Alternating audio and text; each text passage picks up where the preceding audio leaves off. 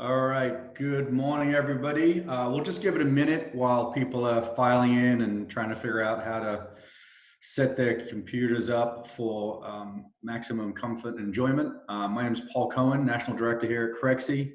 I'm going to introduce you to our speakers in a moment. But we'll wait another 60 seconds while people join the call. And I just want to let you know this is completely interactive. So if you have any questions, don't wait till the end. You can literally type in the Q&A button right here down in the floating bar that sticks out maybe on the bottom of your screen or to the side of your screen. Click in there, type any question you want. I will be monitoring it, and then I'll interrupt Will and Jon as we go through the call. So again, welcome to the Crexi Pro Perspective webinar. We'll give it another 30 seconds as I see more and more people are joining. And once we kind of stabilize, I'll kick off the call. Just want to remind people that are joining right now, if you have a question, just type it into the Q&A section here on the screen, and we'll get to your questions right away. All right, so it looks like we're kind of there. So I'll do a formal introduction now. Good morning, everybody. My name is Paul Cohen, National Director of Crexi. Excited today, got a great program for you, a retail landlord's pro perspective with Jon Hueber. Hosting today will be Will Wedge. Will runs Florida for us at Crexi, one of our best employees at Crexi, a lot of energy. You're gonna have a great call today. Will's got some great questions. And what I want to say is if you've got any questions for us, just type them into the Q&A section and I'll get to them as soon as they come up. So without further ado, I'm going to introduce Will, and I'll let you take it over from here, Will. Go for it. Thank you, Paul, for the introduction. Happy hump day to everybody. Jon, thanks for jumping on. A little bit of background really quick on Jon's company, Crosspoint Associates. They have over 3 million square feet of industrial and office, retail, real estate under management all throughout New England. Jon's been with the company since 2009. His role as managing principal is to inventory existing real estate in New England in an effort to find well-located real estate that may be underutilized or poorly managed so Crosspoint can add value. He's also a good friend of mine. Not really sure how long we've been friends, but it's been a long time. He also helps, fill up the leasing, the vacancies throughout. And he started his career with Staubach Company, which is now SRS, if I'm not mistaken. So we're going to jump right into it. Thanks, Jon, for hopping on. No problem, Will. Thanks for having me, guys. Jon is located in Boston, Massachusetts. Where's your place at again? So our office is in Waltham, Massachusetts, which is about 15 minutes west of Boston, but being that our office is currently closed, I am in the Seaport in Boston. Cool. So I'll jump right into it. You guys own properties all over New England. It must be tough managing them. How have you guys adopted as a company since the coronavirus pandemic? So I think, our focus really over the past couple weeks has been to focus on asset and property management. And really communication has been the focal point amongst our asset management and property management. So converting all of our regularly scheduled meetings to whether it's Microsoft Teams or Zoom meetings such as this, and making sure that everybody's in close contact has been critical. Our property managers are still out at the properties on a weekly or daily basis, making sure that we are up to date on, what tenants are open, what tenants are closed, and then staying on top of our active kind of property management duties. But as of recently, due to, especially on the retail front, due to the number of closures, we've looked at, obviously keeping our bottom line tight, and that has been through just constantly monitoring our expenses, and wherever we can slash expenses, we've been doing that, obviously in an effort to maintain our bottom line. Jon, quick question there. I mean, if someone wanted to see space for lease, can you guys, do you show it to them, or you give them the key and open the door? How do you show space in this environment? Yeah. So fortunately, we work with a lot of great brokers, and the majority of our properties have a lockbox system set up. So we can either give the tenant the lockbox, the potential tenant the lockbox code. They can go let themselves into the space, or for spaces that are a little bit more tricky to get into, either myself, someone from my office, or the broker will go open the door and kind of guide them through it, obviously maintaining the proper safe 6 foot distance with the proper PPE. Yeah, yeah. And, But are but you we doing a lot have, of showing? Is a lot of showings? I mean, it has obviously, as you can imagine, significantly slowed down. The essential businesses have still continued to move forward. We're still working on a number of grocery deals with the likes of Whole Foods and Trader Joe's and Hannaford Brothers that have been in the works for quite some time. And those companies have continued to flourish in the current environment and have still been moving forward full steam ahead. But for deals that we have been working on with kind of traditional brick and mortar retail, the likes of TJX, or any kind of dry goods that has been forced to shutter, those have kind of fallen by the wayside and been postponed until they can be back up and operating and get their legs out from underneath them. They've even we're delivering a couple. We're supposed to deliver a couple spaces to tenants like TJX that have actually come to us and asked us to postpone our delivery, and that becomes a question of whether or not we can afford to work with them and postpone that delivery, or if we absolutely need the rent in order to meet our requirements for debt service and things of that nature. What I mean, like you mentioned, the brokers you're working with and stuff. What have you seen them do to adapt? Like, I mean, I know some brokers are doing virtual tours. I mean, you work with some pretty big, flags for your leasing. So what have you seen them do to adapt?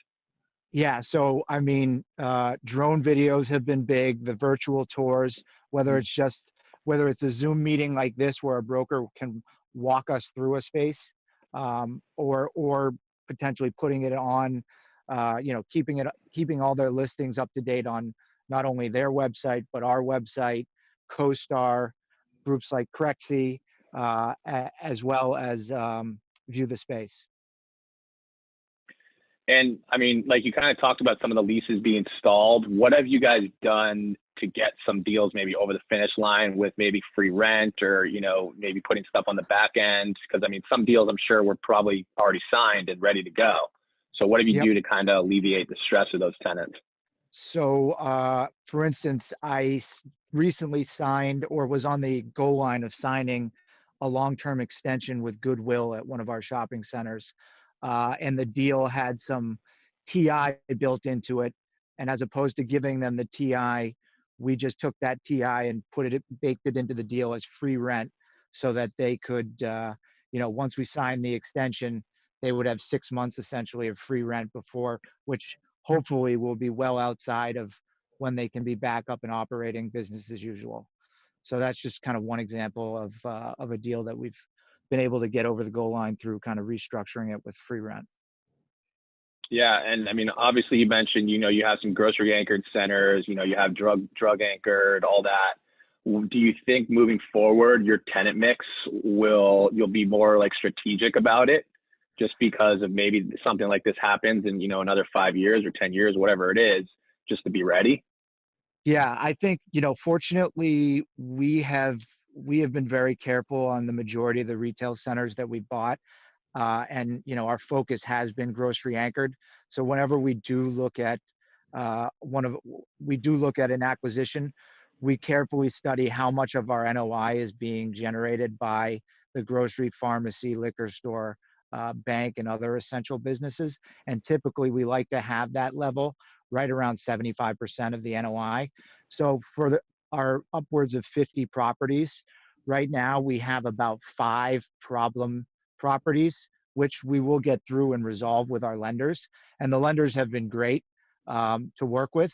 And whether that's through putting a second mortgage on it to cover our debt service and operating expenses for the next 3 to 6 months, or a deferment of principal and interest on our existing loan, or potentially moving what is a fully amortizing loan to just IO.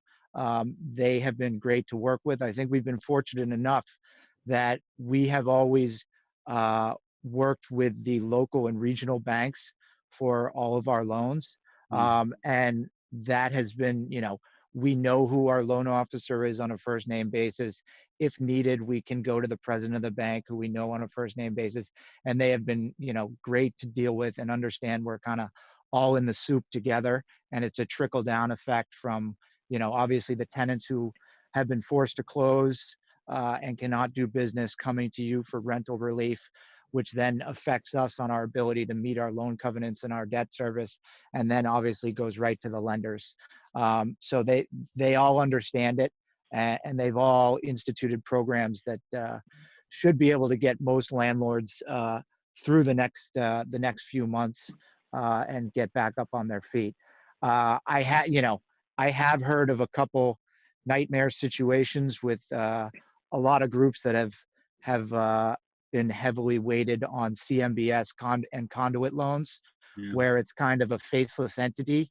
And I was on a call the other day with a group that said that they gave a tenant that was forced to close because they were non-essential business, they gave them a rent deferment as part of an amendment, and were immediately put in default by their lender because that was, unbeknownst to them, that was a default under their existing loan agreement. So I think we've been fortunate to work with, as I said, those local and regional banks, and in New England, they are some of the strongest lenders out there.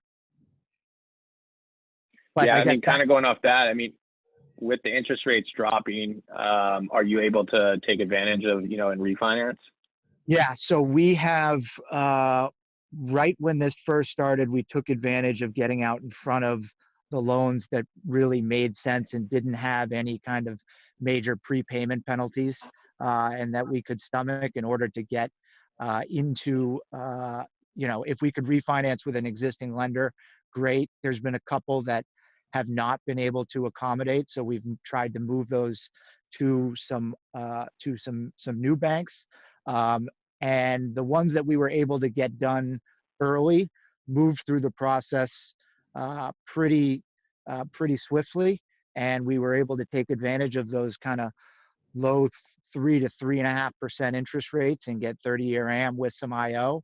We've seen that as this process has continued to drag out, and banks have been inundated with, the PPP and SBA loans, they have been even slower moving, and obviously funds have started to dwindle. So we've had a number of term sheets that were signed and then brought to committee, and as kind of fallout from tenants continues to happen, we've been retraded.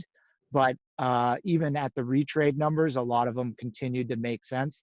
It's just, I encourage anybody that's in the process or thinking about it to get out in front of it and move it along as fast as possible, because I think there will be, as soon as there is a light at the end of the tunnel and lenders start to see that, I think there will be less, they will be less apt to work with you on refinancing or new financing for that matter. And I think fortunate enough, a lot of the lenders we're dealing with, we've all, we've been a great sponsor over the years and have developed this rapport that they feel very comfortable with. I think, if you are brand new to the bank, probably you're not going to be able to get those refis or new financing for that matter move forward. Yeah. I mean, that's really smart, doing local or regional bank lending, just so you have that relationship. I think that's a big takeaway that a lot of people are probably wishing they'd done last go around.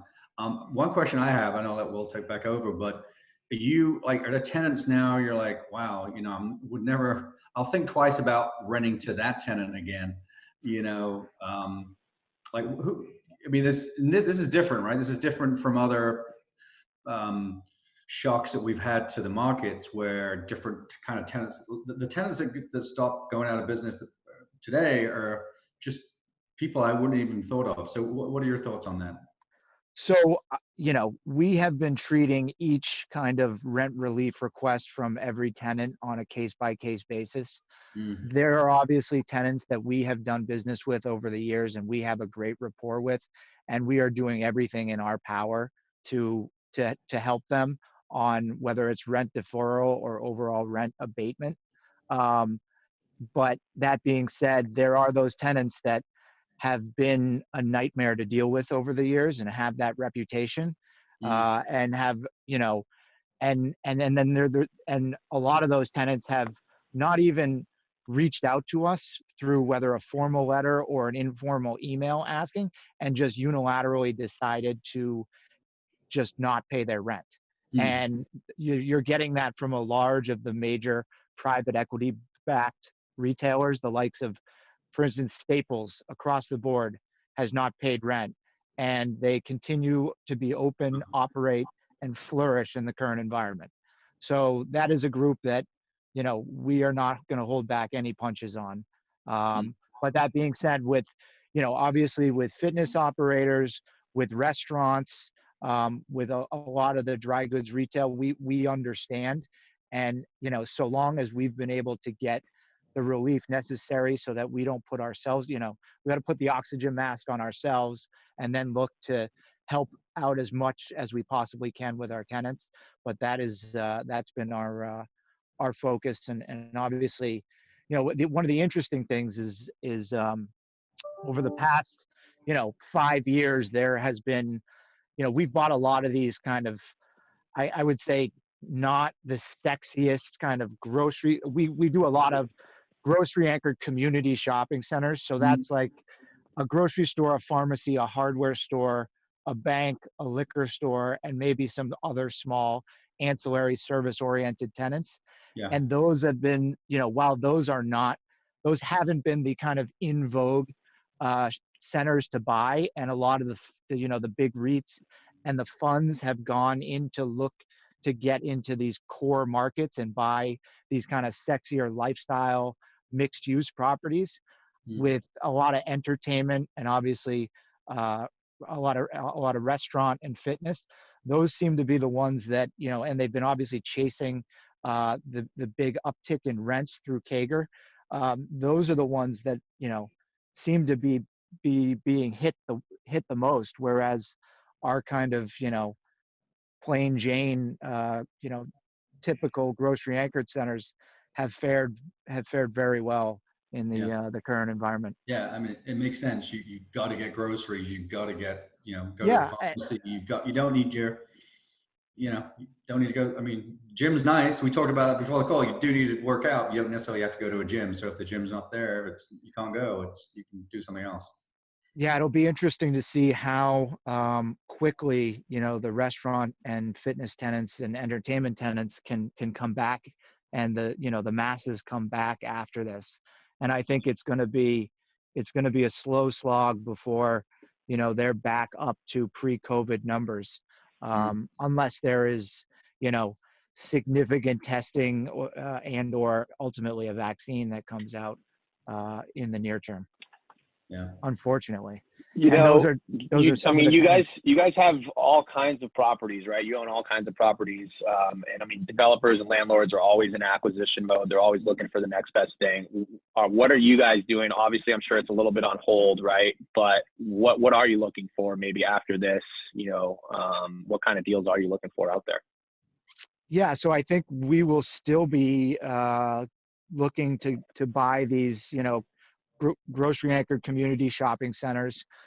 We've still been looking at the um, the multifamily mixed use developments have still continued to move forward, um, as well as a lot of the manufacturing deals out there.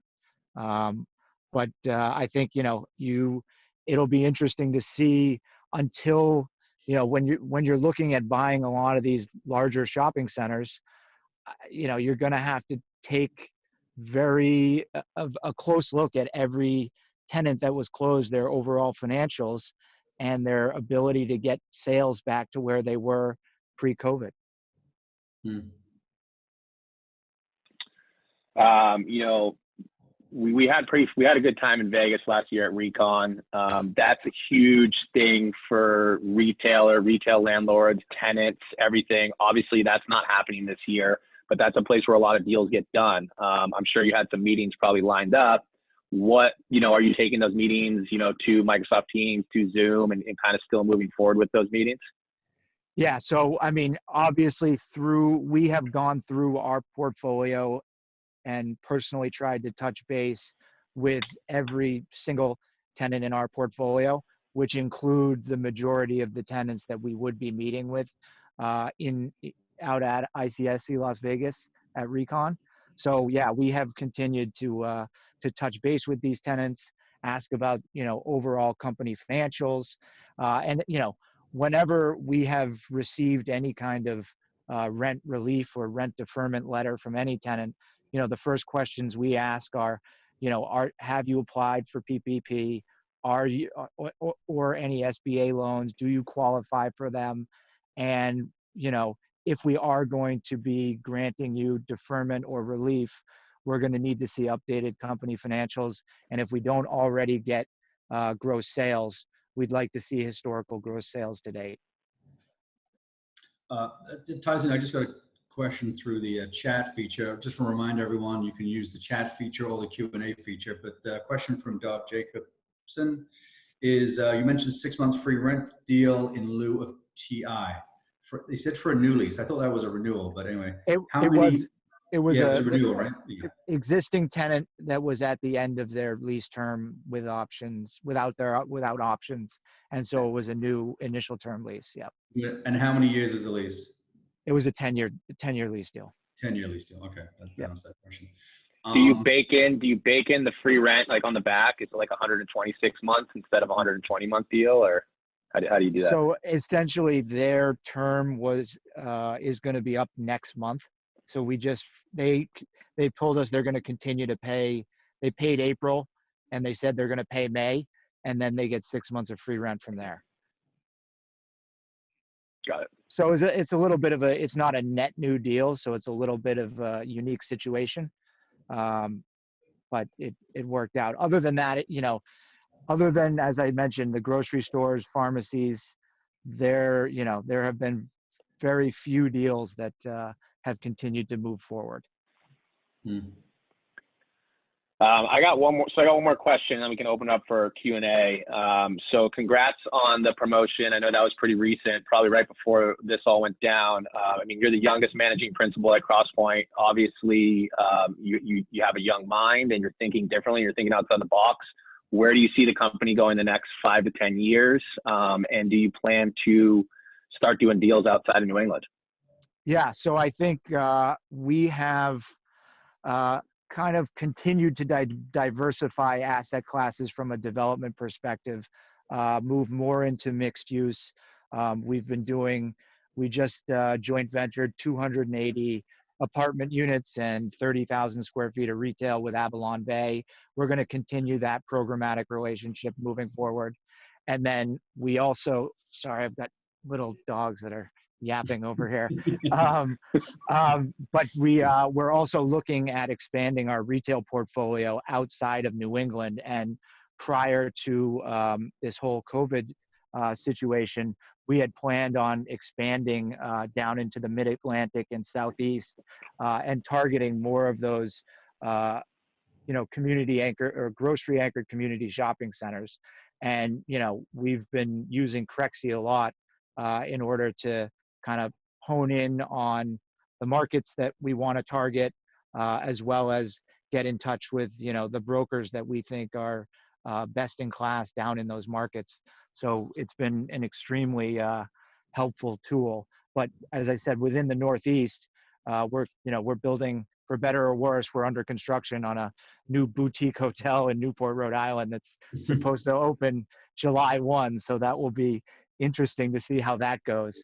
But you know, we continue to move forward on the multifamily and mixed use assets, as well as we're doing a lab development in Waltham as well. So we're branching out on a number of different asset classes that we have not worked in the past, but we continue to maintain our, you know, and grow our kind of retail focus outside of New England.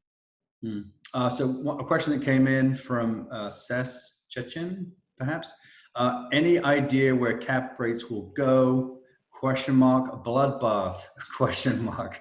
So are you anticipating higher cap rates, or what do you think will happen? Yeah, I think that inevitably cap rates are going to have to rise, in particular for, you know, I don't know about industrial.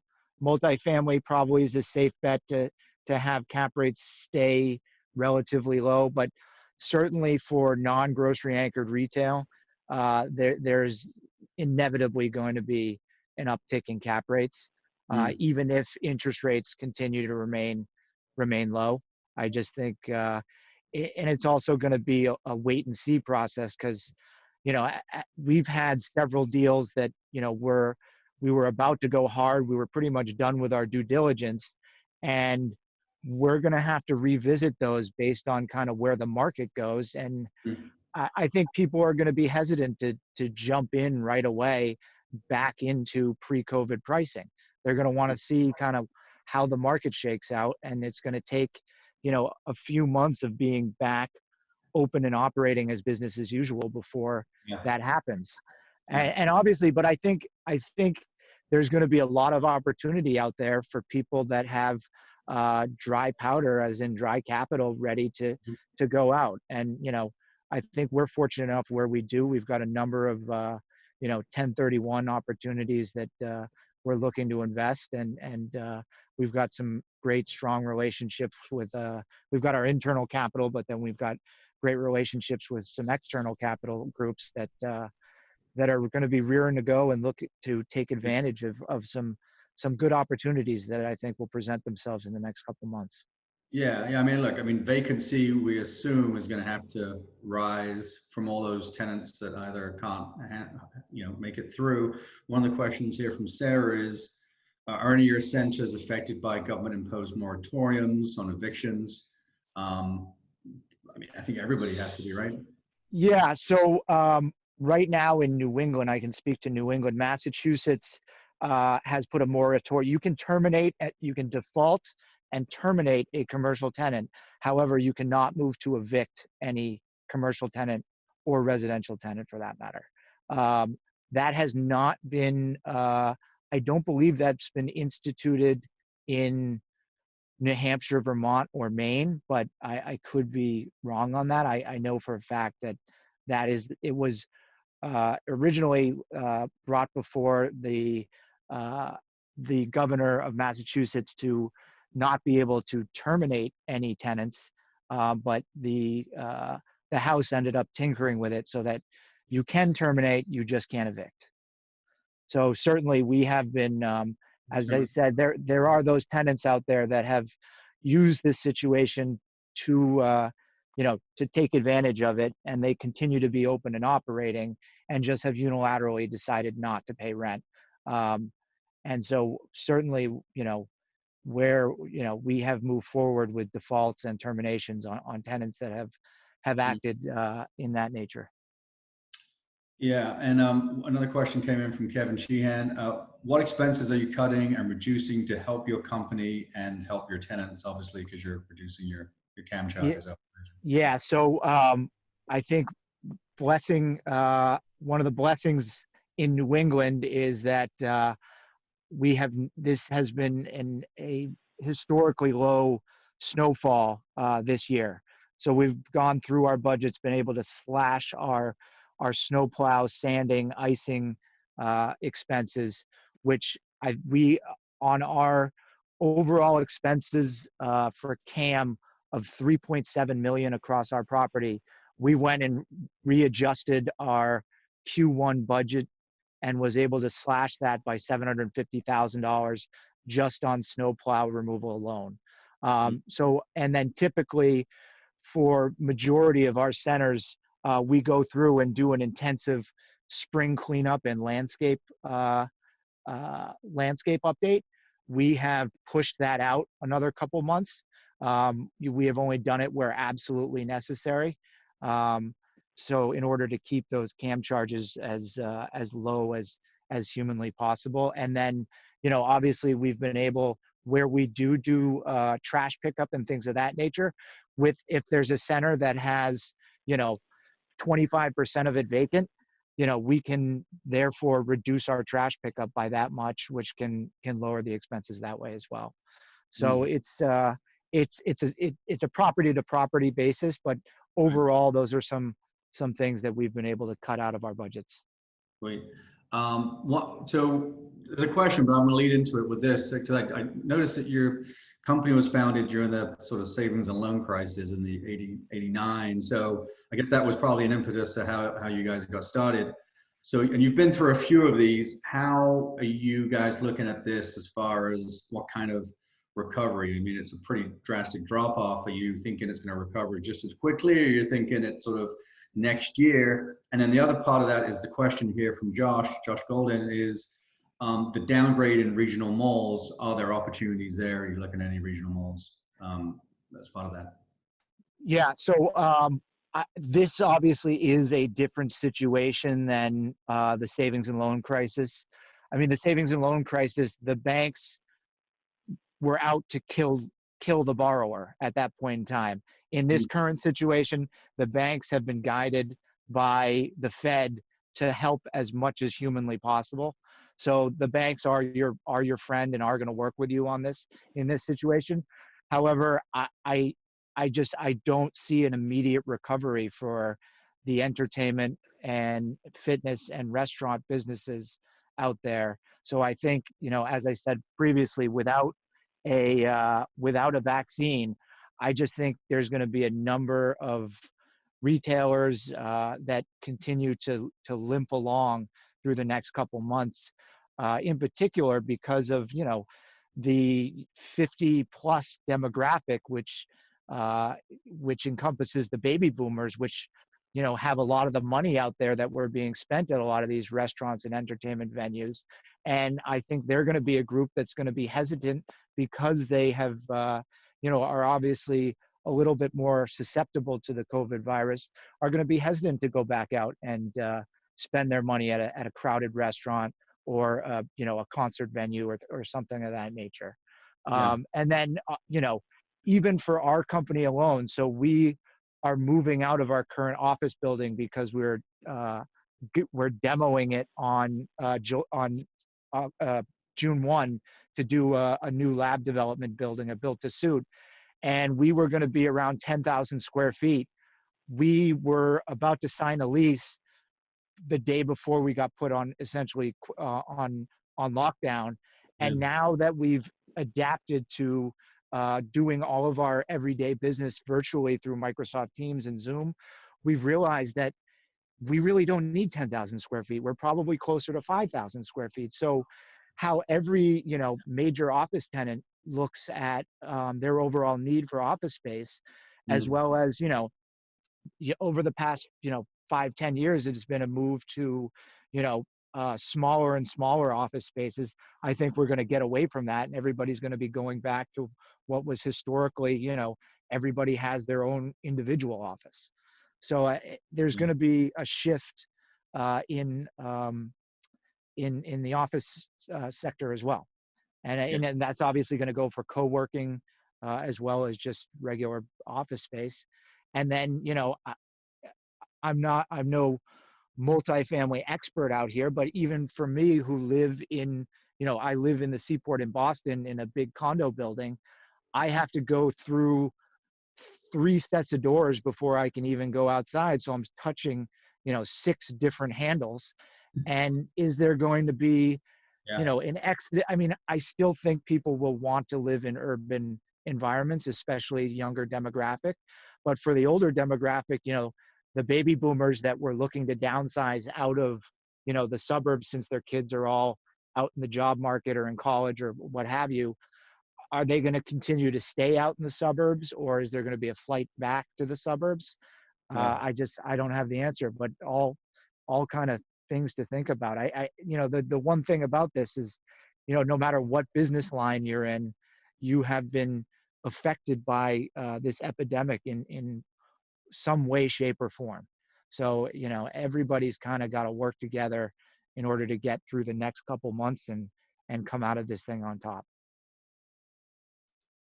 Yeah, yeah, for sure. I mean, if this thing happened for a week or two, people are back to normal. But after 60 or 90 days, it becomes a new habit, right? And so Yeah. if eating at home is now a thing that you do most of the time, and you only go out, before we used to go out to dinner every night. Now Yep. it's like go out to dinner one night. That's the end of restaurants. Gyms. Do I just buy myself a Peloton? I'm not going back to the gym. You know what I mean? So you're right. An office space is huge. I'm hearing that a lot. I mean, you're 50% downsizing. That's huge across the board for companies. I mean, we have an office in LA. It's a pretty nice size office, but how many of us could actually work from home? I mean, it's a good question. Yeah, I mean, the other thing that we have been talking about in Boston in particular, fortunately, we're heavily weighted in life sciences, which will continue to move forward and I think continue to help the economy here. But the other part of the major portion of our economy in New England and Boston in particular, the universities, and how this is going to affect the universities moving forward is going to be very interesting, because I think there's going to be a huge push to more online learning. And whether the majority of all of the school year, the academic years for all of these universities have been canceled until next year. And it'll be interesting to see how many of the students actually come back to dorm style living, and whether that will still be a thing of the future, or if there's going to be more of a surge for online learning. Amen to that. I got two daughters at university, and I've been asking that question for a couple of years now. Like, Yeah. why not just do this online? Why are you going all the way to Washington, D.C. or New Orleans or wherever to study stuff you could study, at home? And guess what? Now that's exactly what they're doing. So you're right. Yeah, I I think mean, they still do want to have the traditional college experience. You well, can't. that's what they tell me. That's what they tell me. Yeah, but Dad, it's a life experience. It's a life experience, Dad. You can't go to an online frat party, unfortunately, Paul. Well, this is another good reason. I have two daughters, and that's why I'm super happy they're home right now and not at frat parties. Yeah. Yeah, look, it's not going to affect Harvard or MIT up in your area, but some of the colleges that you're like, why, Mm-hmm. why even go there? It just doesn't make any sense. I have one more question, and it just kind of occurred to me to ask you this question. But I hear this a lot from brokers. They're like, when are you bringing out lease comps on Crexi? All right. And so lease comps are something I just want to talk to you about it, because as a landlord, it's something you probably have an interest in, right? So from one standpoint, you're like, yeah, I'd love to know what every tenant is paying out there. But how would you feel if all your leases were posted on a website that said, this is what your tenants are paying? Do you think it's a good thing for transparency, or you would be against that? If your brokers were posting those? Well, one is a lot now. It is a new thing for a lot of the national tenants, in particular the grocery tenants, to put confidentiality clauses in all of the leases. So we're really, obviously information gets out there, but we're technically not allowed to disseminate the economics of a lot of these leases with the national tenants. You know, I don't know if I would want all of our lease comps out there, personally. But it is an important, way, important to understanding markets, and, from an underwriting perspective, as well as, doing new deals moving forward. Yeah. So, I think it's more of kind of I still think it remains kind of a quiet discussion with the brokers, and that's what I guess, that's what, one of the main purposes that a lot of the brokers serve, is being able to quietly disseminate that information and help, landlords and tenants navigate the markets that they're looking to be in. Yeah, yeah.